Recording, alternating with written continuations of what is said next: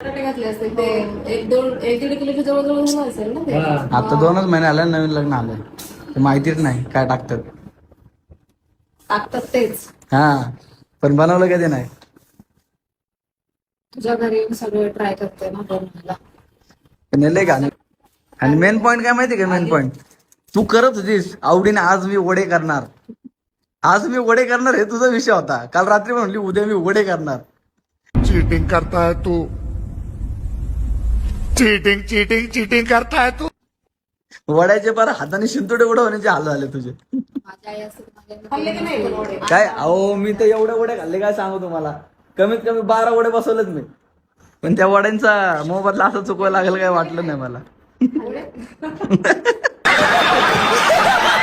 Mummy बोलल्या mummy करत होते निसताना बोलली की आता मी करते. मला काय माहिती मला असं आता डायरेक्ट इंजेक्शन गोळ्या डायरेक्ट हॉस्पिटल मॅडमला विषय.